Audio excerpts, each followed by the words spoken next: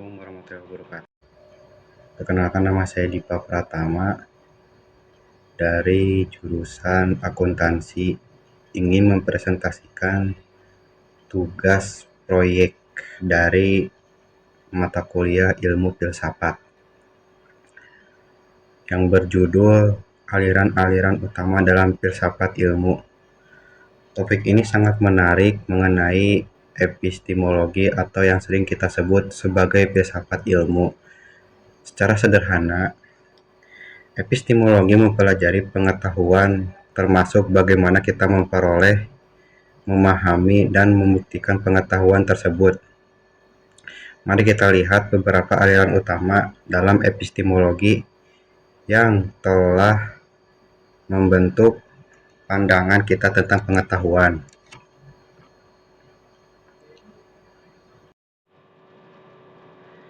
Mari kita mulai dengan aliran pertama, yaitu rasionalisme. Rasionalisme berpendapat bahwa pengetahuan berasal dari akal pikiran atau rasio. Hal ini berarti bahwa kita dapat memperoleh pengetahuan tanpa perlu mengandalkan pengalaman indrawi, seperti yang dikatakan tokoh rasionalisme yang bernama René Descartes, cogito ergo sum, yang artinya saya berpikir maka saya ada. Ada juga tokoh utama dalam rasionalisme adalah René Descartes, Spinoza, dan Leibniz. Descartes adalah tokoh yang dikenal sebagai bapak rasionalisme. Membedakan antara 3 jenis ide. Yang pertama, innate ideas, ide bawaan yang sudah ada dalam diri manusia sejak lahir. Yang kedua, inventiveness ideas, ide yang berasal dari pengalaman luar. Yang ketiga, factitious ideas, ide yang menghasilkan oleh pikiran sendiri. Spinoza dan Leibniz merupakan tokoh rasionalisme, mengembangkan ide-ide rasionalisme lebih lanjut, mengaitkan dengan logika dan matematika. Mereka berpendapat bahwa pengetahuan yang bisa diperoleh melalui akal penalaran yang sudah digunakan melalui aliran rasionalisme.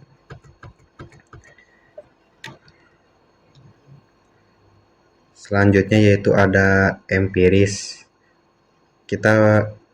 Empiris menyatakan bahwa semua pengetahuan berasal dari pengalaman indera.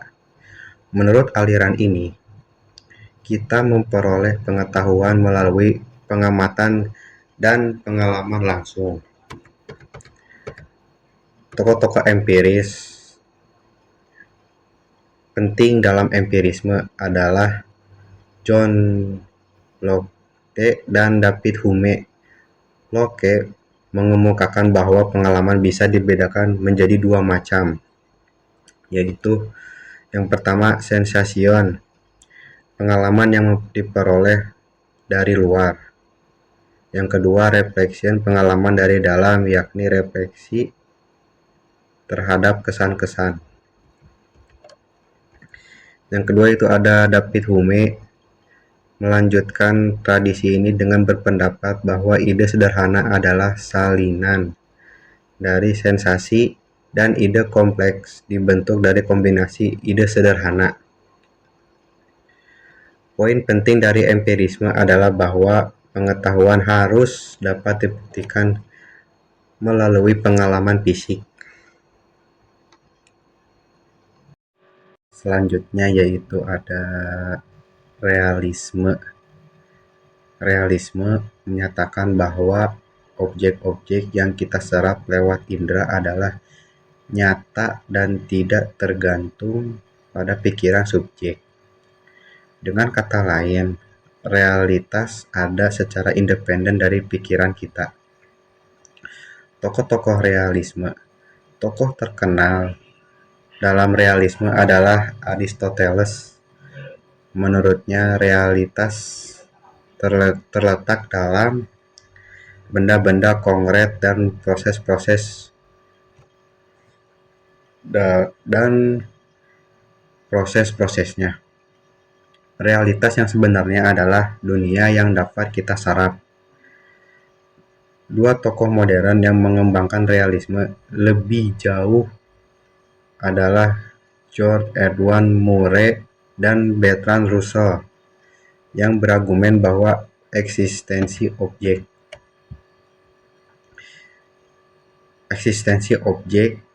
tidak tergantung pada subjek yang mengetahuinya.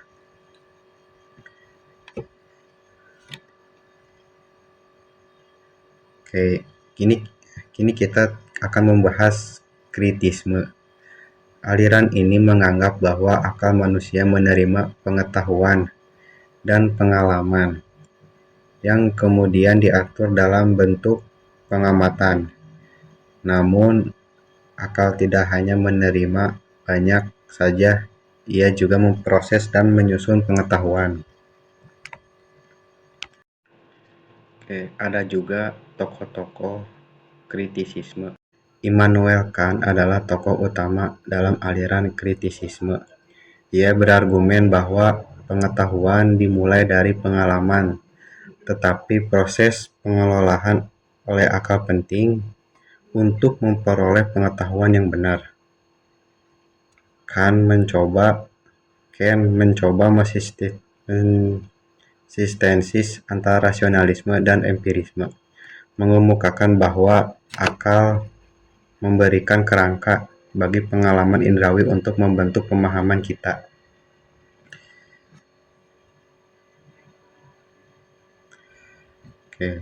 Selanjutnya yaitu ada positivisme.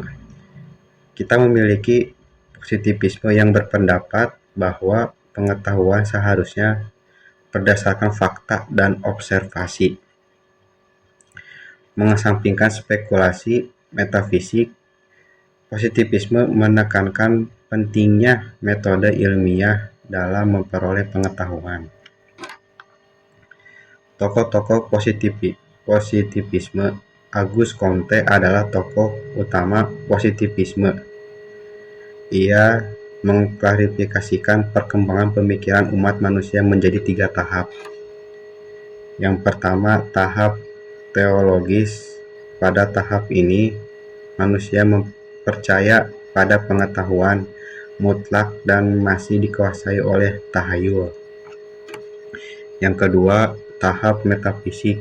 Manusia berusaha memahami kenyataan tetapi belum mampu membuktikan dengan tahta. Yang ketiga, tahap positif. Manusia mencari hukum-hukum dan hubungan berdasarkan fakta sehingga pengetahuan dapat dibuktikan dari perkembangan.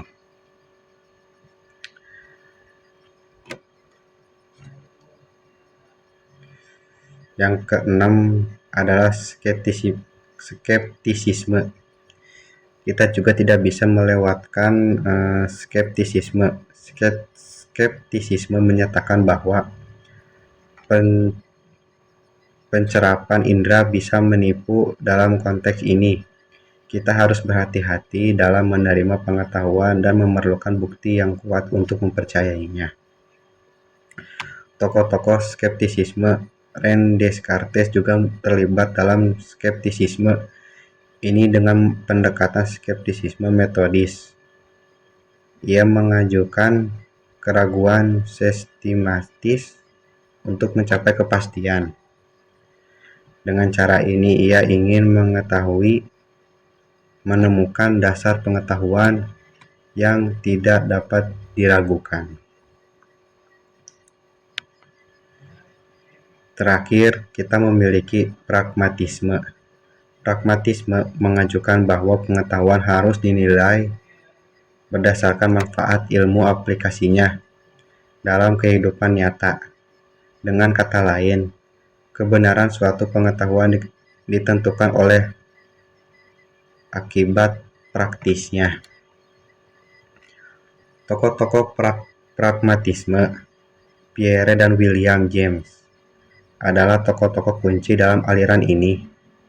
Pierce menekankan pentingnya efek praktis dan pengetahuan, sementara James menyatakan bahwa ukuran kebenaran ditentukan oleh dampak positif dan diperoleh dari pengetahuan tersebut. Kesimpulannya, kita dapat melihat bahwa berbagai aliran dalam epistemologi memberikan pandangan yang beragam tentang bagaimana kita memperoleh pengetahuan, dari akal yang dicerminkan oleh rasionalisme, pengalaman yang ditekankan oleh empirisme, hingga realitas yang diperjuangkan oleh realisme. Setiap aliran penawaran perspektif yang unik dan penting. Sekian dari saya, presentasi tugas proyek ilmu filsafat. Assalamualaikum warahmatullahi wabarakatuh.